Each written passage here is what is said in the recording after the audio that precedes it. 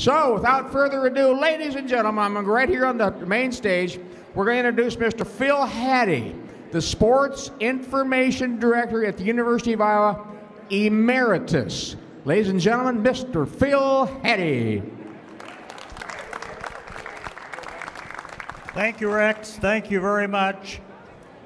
This is FRYfest. As we said, it's named after somebody that we all loved and cherished. He's no longer with us, but the whole weekend is named after him. It's Iowa football. We're ready to go again, and believe me, if you want something Hawkeye and you can't find it here, there's something wrong with you, because they've got everything connected with Hawkeye.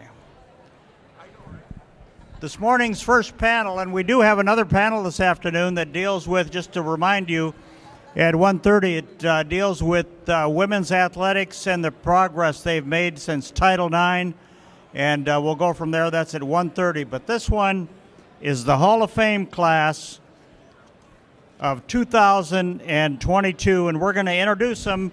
As I introduce them, I'm going to ask them to stand while we give just a few of their achievements.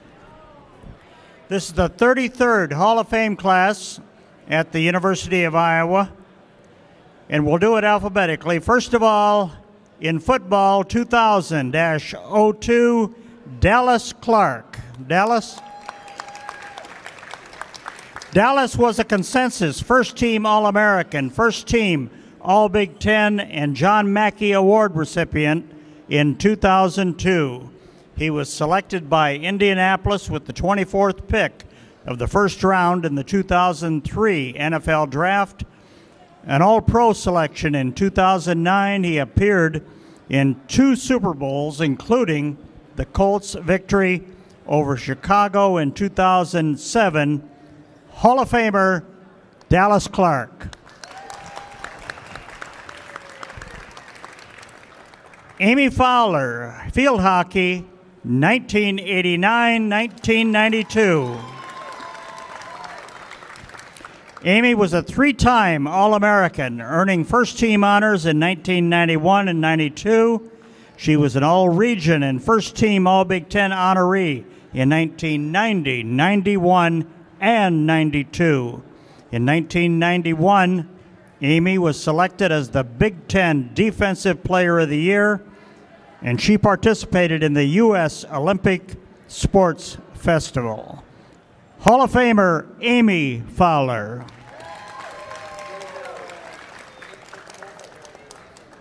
Dan Holm, Iowa Wrestling, 1972 through 1975. Dan won the 158-pound NCAA championship in 1975. He led Iowa to its first ever NCAA title. Holm was a 3-time All-American and led Iowa to back-to-back Big Ten championships in 74 and 75. He was the national runner-up at 158 pounds in 1973 and 74, and he was the one that really got it going for Hawkeye Wrestling. Hall of Famer Dan Holm.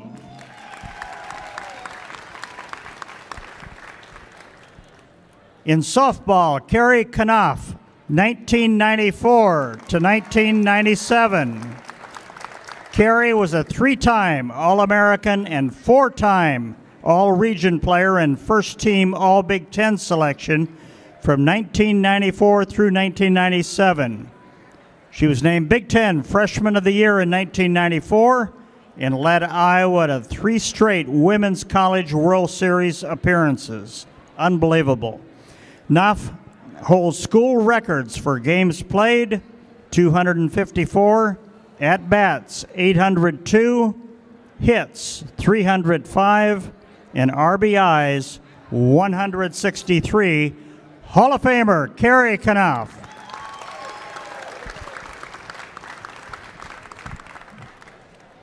The next Hall of Famer is in baseball, 1987 through 1990, Keith Noreen. Keith is represented here by his brother, Kevin.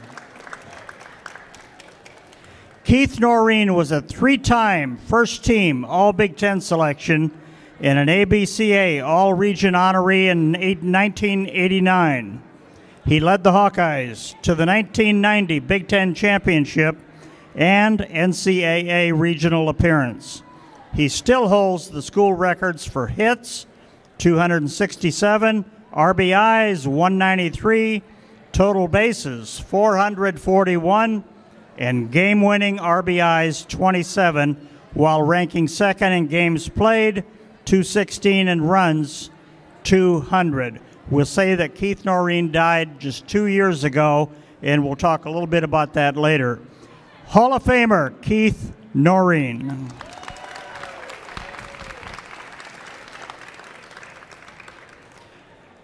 The next Hall of Famer in men's golf, 1930 to 31, George Roddy, and he's represented by his grandson, Carl. George Roddy was the first black Hawkeye golfer and the first black athlete inducted into the Indiana Golf Hall of Fame. He was a 2-time All-University of Iowa champion in 1929 and in 1930. Roddy was a team captain in 1930 and 31. He finished his career with an undefeated individual match record and set the Iowa golf course record of 72 in 1930. He was a member of state championship and state collegiate championship teams in 1931. Hall of Famer George Roddy. And the last one, a Hall of Famer who's now with us today and does not have a representative here, but it's Hall of Famer Nancilea Underwood, women's swimming and diving, 2001 and 03, and also in 04 to 6. Nancilea Underwood was a 5-time All-American in the diving well. She earned All-American status off the 3-meter board in 2003 and the 1-meter and 3-meter boards in 2005 and 6. She was the Medal of Honor recipient from Iowa in 2006, and she competed in the 2008 Olympics in Beijing. Hall of Famer Nancilea Underwood, women's swimming. Now we're just going to go along here right now, and this is going to be your chance to say how you feel about being named to the Iowa Hall of Fame 13th class. And we're just going to do it, we're not going to do it necessarily alphabetically. For Kevin and Carl, we're going to ask you to talk about your brother and your grandfather and tell us a little bit about them since they're no longer with us. So I'm going to start with Kari. Kari, we're going to start with you, and tell us how you feel going into the Hall of Fame and your thoughts about the University of Iowa. You probably have to pull that a little closer, and just what you'd like to say right now.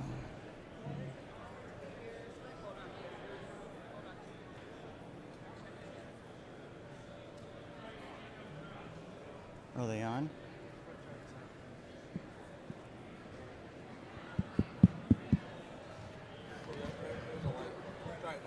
Can you guys hear me? There we go. Nice. Got it. Well, I just want to say thank you for everyone coming out and supporting all of us. And it's an honor to be up here with all of these other inductees, and it means the world to me. I love the University of Iowa. I love playing here. A little louder. Yeah. So putting on the black and gold and being a student athlete here was amazing, and I couldn't ask for anything more from the athletic department. It was just a great experience, and it's an honor to be inducted into the Hall of Fame.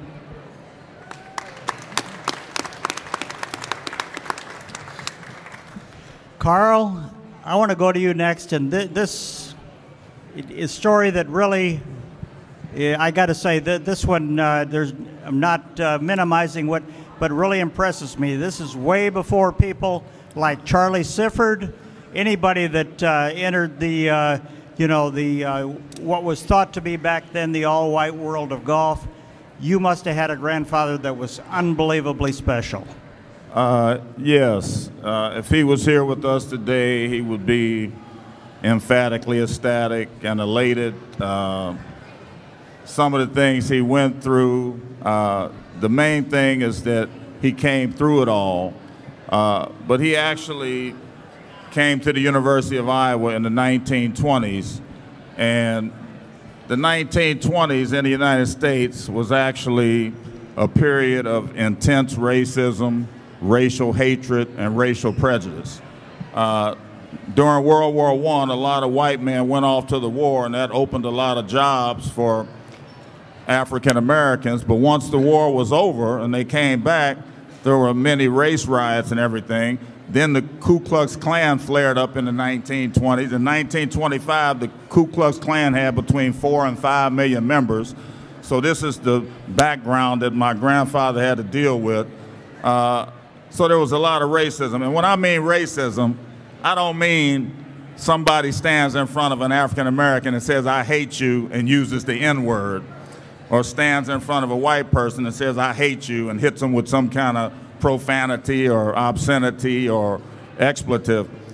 When I say racism, I mean racism is not a biological construct. It is a social construct. And racism to me means when one group has power, authority, and exercises control over another group. Racism to me means when one group owns all the banks, the businesses, the jobs, the elite schools, the real estate companies, the recreational facilities, commerce, the military, the government that makes laws and enforces them as they see fit. So, you know, my grandfather, you know, he should have been celebrated and glorified for his accomplishments. Instead, he was detested, shunned, ostracized, and blackballed. And, you know, racism to me, like I said, it's really an apparatus and an infrastructure that's built into the fabric of society. So even public institutions and universities were not immune to racial policies in the 1920s. My grandfather, I mean, we're delighted he's inducted into the University of Iowa Athletics Sports Hall of Fame, but at his time at Iowa, he had to live off campus, and that's just one of the indignities that he faced. So the real story about George Roddy is that he came through all of this, and his induction into this Hall of Fame rights some of those wrongs.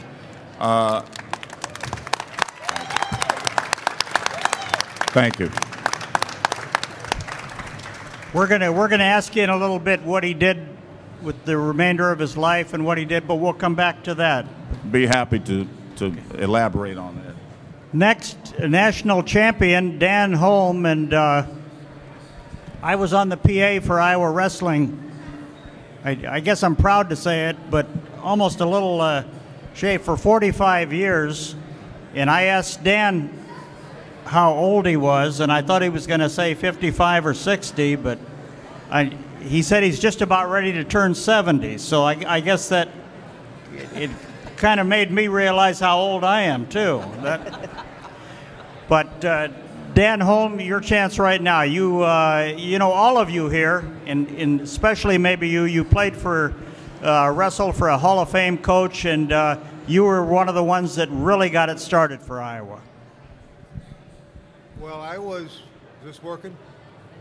I was a freshman in '71, '2, and in my sophomore year I came back. Hold on 1 second. I think he's going to try to. Here, try this. I came back my sophomore year, fall of '72, and we had a new coach named Dan Gable. So I was here a year before he got here.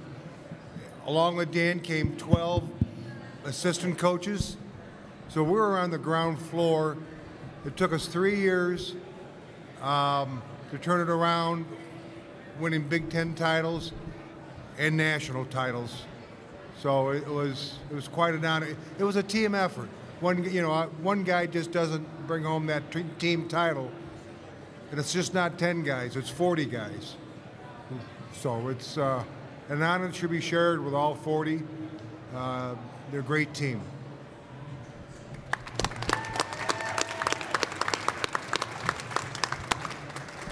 Well, and once again, I'm proud to say I was on the PA for one of the best baseball players that ever played for the University of Iowa, and that was Keith Noreen. He was a third baseman, and I will say, tragically, his brother Kevin can fill you in a little more. He died a little less than 2 years ago at the age, I think, of 58. 52. 52? Too young. Too young. Anyway, Keith Noreen was an unbelievable and extraordinary talent in baseball. He's not with us, but his brother Kevin is. And it's a great honor to represent Keith. I really had no idea how good of a player he was here at Iowa until he passed away. He never talked about his accomplishments, but as I started reading all the records and everything that he still held here, it was a tremendous honor. I actually graduated in 1982 from the University of Iowa as the oldest of 5 boys. Keith was the youngest of us 5 boys. So it's great to be here and representing him, and it's such an honor, especially that I went here, one of my other brothers went here, Keith went here, so 3 of us 5 boys went to the University of Iowa. So, thank you.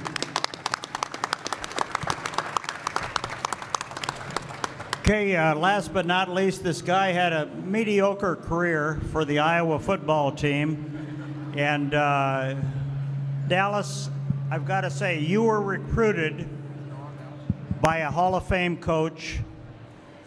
You played for what's going to be a Hall of Fame coach.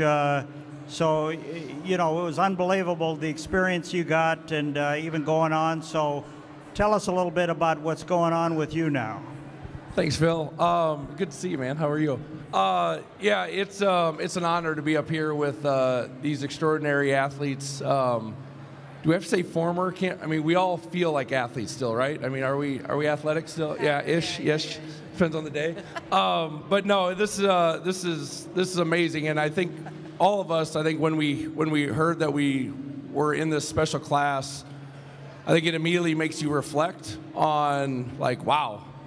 Like, what does the University of Iowa mean to me? What does, the football program mean to me? What does that experience, that time here mean to me? And what immediately stands out to me, I mean, you named him right there, Hayden Fry and Coach Ferentz. Those are 2 people that, I owe the world to. But then you quickly go down the list of people here that helped you along the way to get to this amazing accomplishment, to be on this stage with these people. I don't think none of us would just say we did it ourselves. We had this internal drive, dedication, commitment to our sport, to our teams, our teammates, that drove us to want to be better. But then when you have that combination at the great state of Iowa and this unbelievable university and the great people that embody it, great things happen. And I think we're just kind of one of those, some of that fruit that just grew really well in the situation we're in. I could not have done anything without so many people that helped me along the way, the teammates, Coach Ferentz, Coach Doyle, all the amazing support staff, all the way to the equipment guys, to the trainers. It really is a team. It really is a family, and we are just sure it's our name on the plaque and all that stuff, but everyone is a part of it. I mean, this is a family, and it's such an amazing time to come back and kind of reflect and tell everyone thank you for letting me be up here to represent all of us.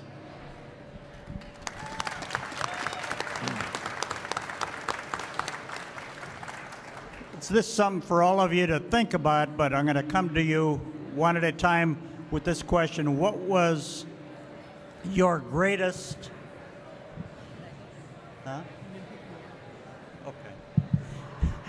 what was your greatest remembrance of the University of Iowa, and maybe what was the greatest thing that you thought of as far as your head coach? So, you know, and if anything else you wanted to say, your fondest memory maybe of the University of Iowa. So let's start with Amy in field hockey. I can tell you right now, she had a great coach and a great career. So tell us maybe the pluses. We don't want to hear any minuses. I didn't have many minuses, I don't think. Thank you, Phil. It's good to see you again. I'll tell you a little bit why I'm excited to be in the Hall of Fame. First, I think echoing what everybody on the panel said, this place is so special. I feel extremely honored to be representing the black and gold throughout my life. I bleed black and gold even though I'm from New Jersey. I kind of wish I wear the state of Iowa right here on my neck because I kind of feel like an accepted, you know, I almost grew up here. It feels like it. Once you become a Hawkeye, you're always a Hawkeye. And I just feel really lucky to have had this opportunity and to play here and to represent the black and gold. And I also would say that amongst all of the laundry list of people that help you along the way, your family is huge, and mine could be here today. So I know everybody's families are here, and this is just such a special honor. In terms of a memory, there isn't one. I think the people make the place here, and I remember competing with Keith. My teammates hung out with him. One of my teammates dated him. Like, I just feel so extremely honored to be up on this panel with these amazing people. My team, the field hockey team, always hung out with a bunch of wrestlers. We all had, you know, fun times with them, and so I feel close to Dan, even though he was here a lot earlier than me. And Kari, I was Kari's athletic trainer. I finished our athletic training program here at Iowa and was able to help the softball team in my 5th year. This place is so special. I told the team yesterday when I met with them, you don't know what you have. Everybody says this, but you don't really know what you're experiencing and how special it is until you're actually gone from this place, and have been gone for way too long, but always been connected. I stayed in field hockey. I was a Division I coach for 26 years at two other universities, and there is nothing compared to the University of Iowa. Thank you. Well said, Amy. Well said. I'm going to go next to Kevin, and what we'd like out of Kevin and Carl is, obviously you don't have any recollections of here, but your favorite recollection of your brother and your grandfather is from a personal basis. I guess my favorite memory of Keith and everything is, again, as I said, we all played sports. We all loved playing baseball. I myself was a fairly decent pitcher in high school. I could never strike Keith out when we were playing in the backyard. Even though he was 8 years younger than me, I could throw it at his head, knock him down, make him think, okay, he's going to hit me with the next one. Throw a curveball, thought I'd break it across the plate, and he just ripped the ball. I didn't even care that I threw it at his head. Now, the one thing that I could get him with was a wiffle ball.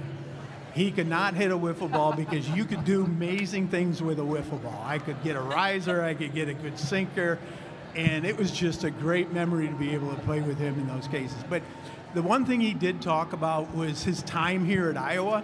It really was about the friends, right?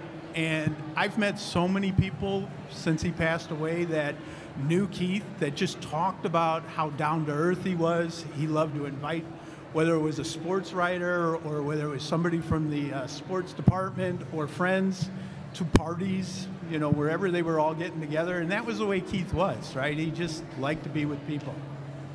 Thank you.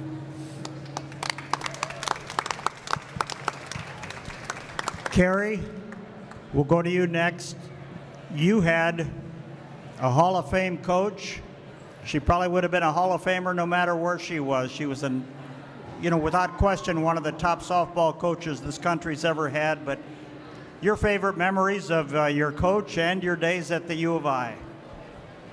Well, first of all, playing for a Hall of Famer, I know she's a Hall of Famer, so I'm honored to be joining her as well. And I couldn't be sitting up here if it wasn't for her and all of her coaching. And she's an amazing person, obviously an amazing coach, and I will get to see her later today. As far as memories, I think the memories of going to the World Series are the top for me, and just the lifetime friendships I've made along the way, not only with my former teammates, but also, as Amy had pointed out, the ones that we shared a lot of the same facilities. It's not like that now because it's been upgraded, but we walked in the same path as field hockey. The basketball locker room was right around the corner, so we met a lot of athletes at that time that there's so many memories. I don't even know where to start, but we all, had a very good camaraderie with each other, and that's what made all those memories possible.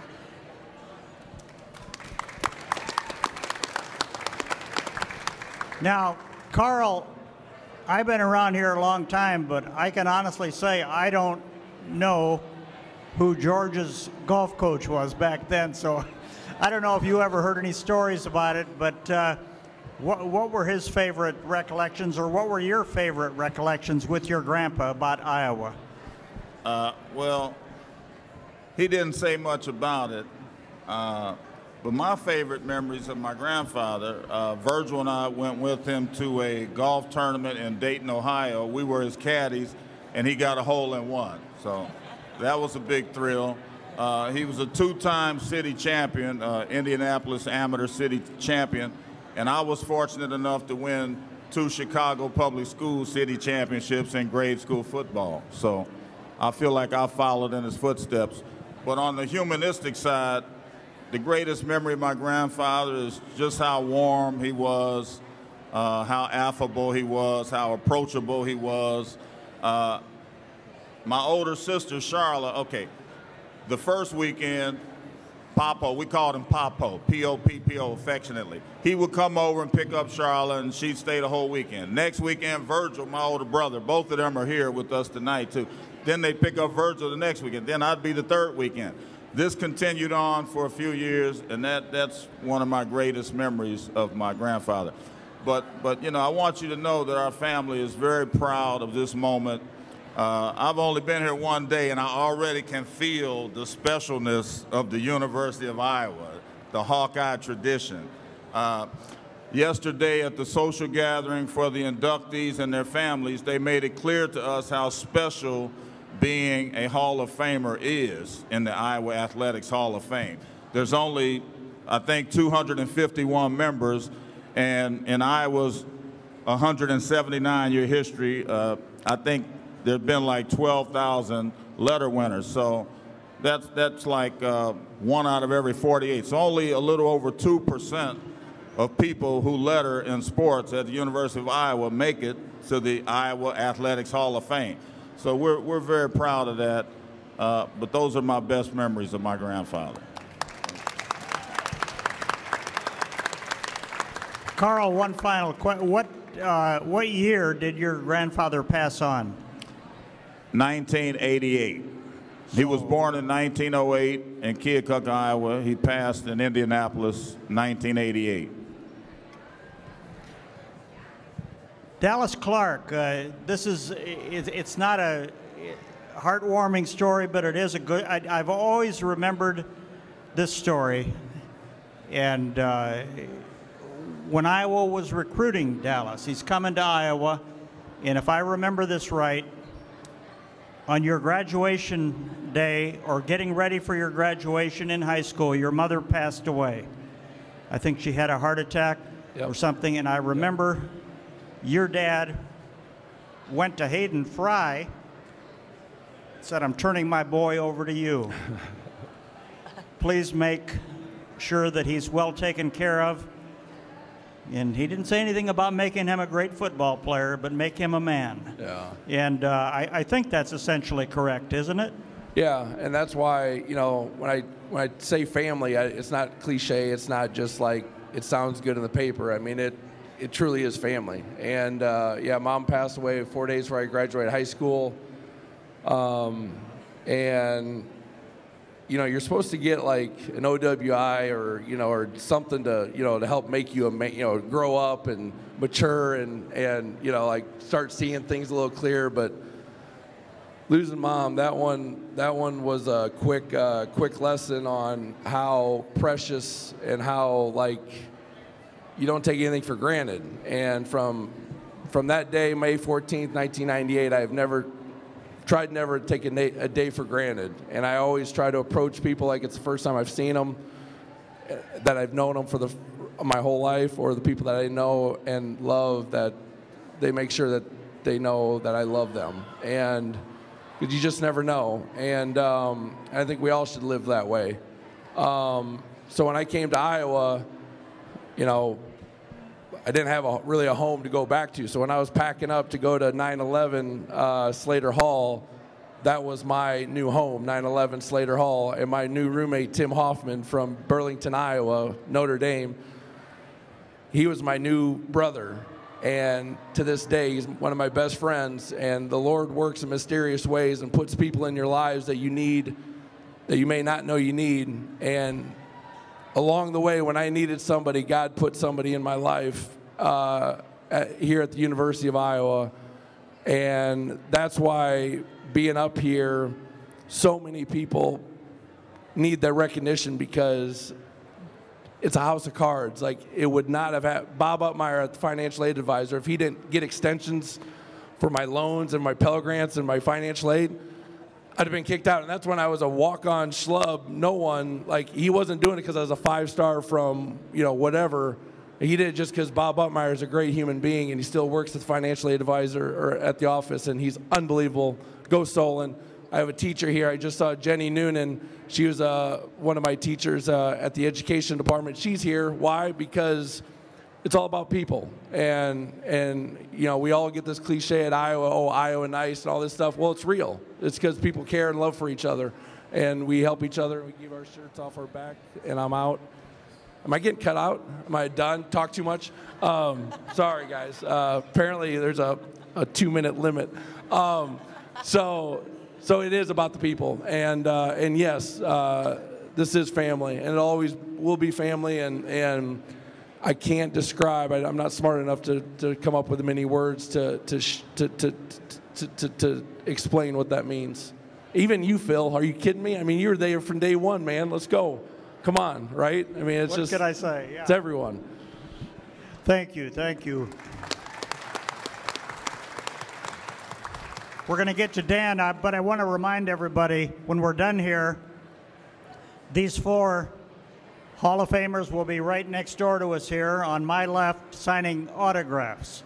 So right after we're done here in a few minutes. Dan Holm, you had a head coach, obviously, that is still a Hall of Famer in whatever he does. He goes around the world now still promoting wrestling. You had assistant coaches that went on to become head coaches.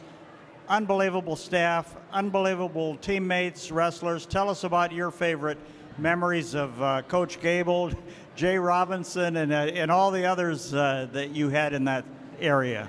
Well, we were very fortunate to have that coaching staff we did. The one short story about Coach Gable, my senior year, we're warming up. Is that thing on? Is it on? There you go. You have to, like, swallow it. Yeah. Coach Gable grabbed him at the start of practice, let's warm up. Well, warming up with Coach Gable lasted about 20 seconds. And there's 3 mats side by side in the room, and we were going from one mat to the next. Little guys are scrambling, the big guys are watching. And finally, and I'm getting the tar kicked out of me pretty good, but finally I catch Coach Gable in an ankle pick.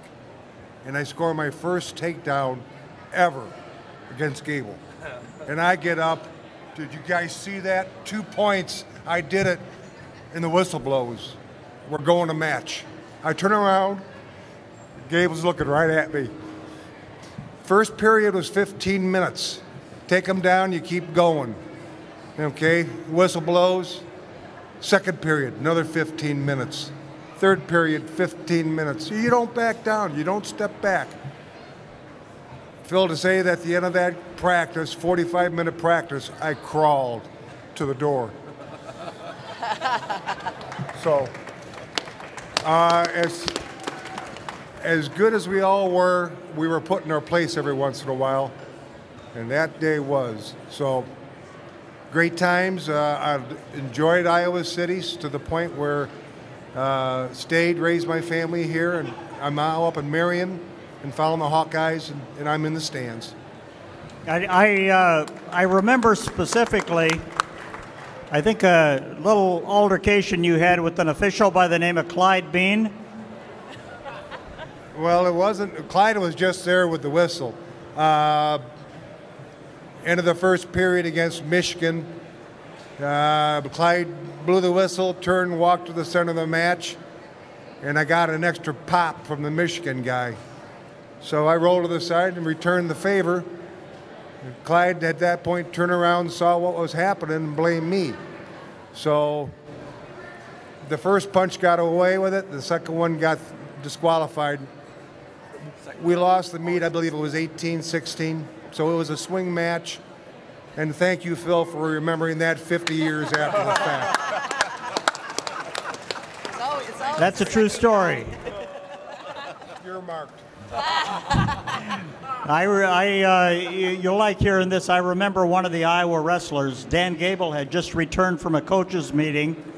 Unbelievably, he had on a sport coat and a tie. And one of his wrestlers was having a tough time making weight. Dan Gable says, "You really want to lose the weight?" And the guy says, "Yeah." Dan goes into the sauna with him, puts him through a full workout. Dan was in his coat, tie, sport in the sauna. He comes out and his sport coat and everything is soaking wet, but the guy did make weight. But that's the way it was. Now, all of you, right now, Kevin, I'd like to ask you one more time. He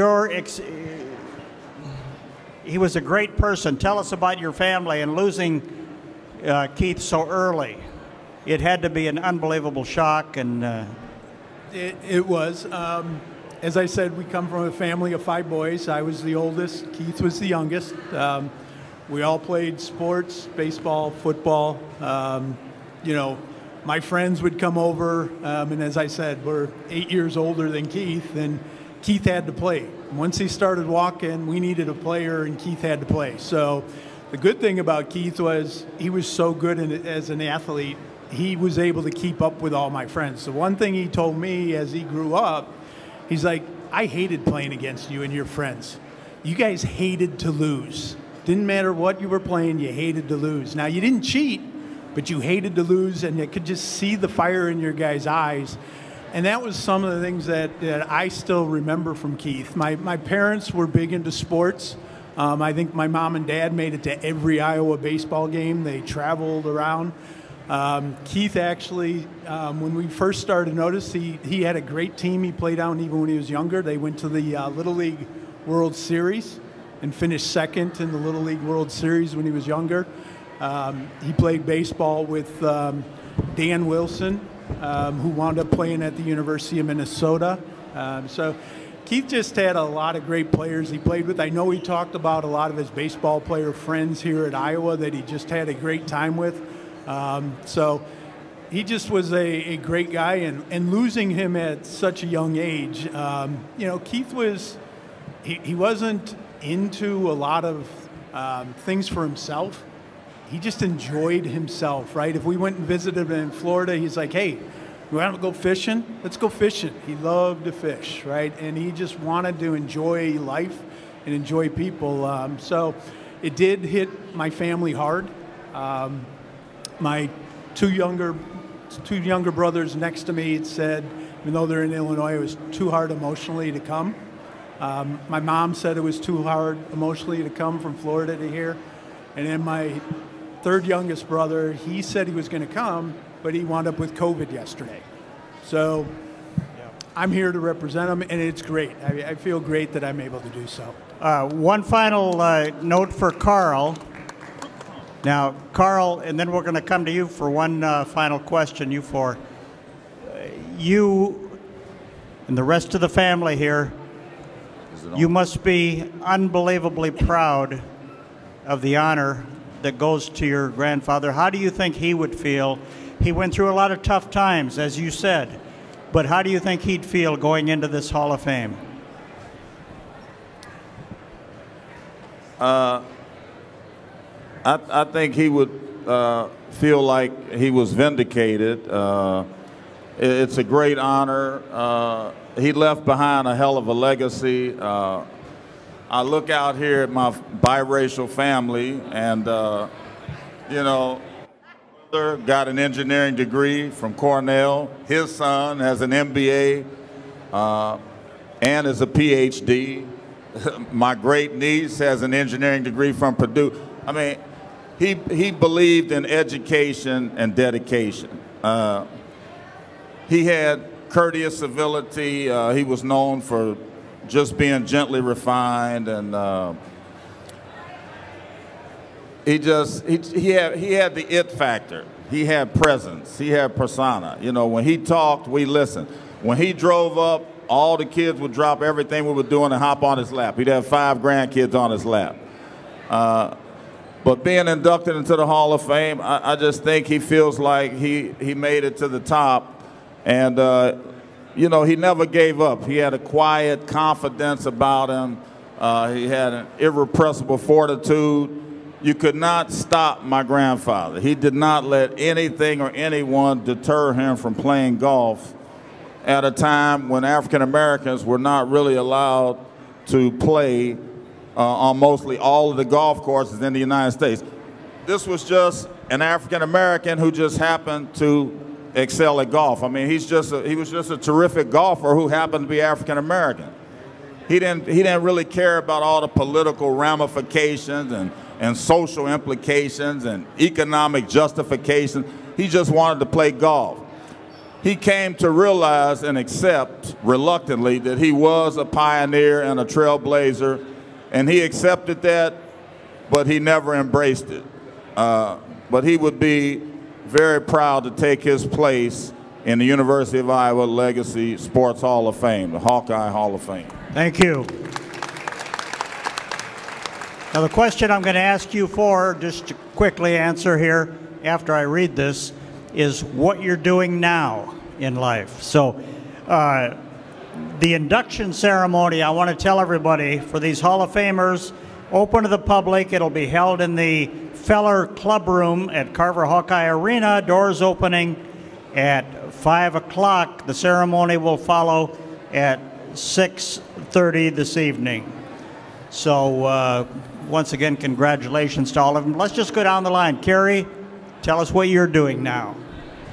Well, actually, I was in the automotive industry for over 20 years, and I decided to take a little break from the retail.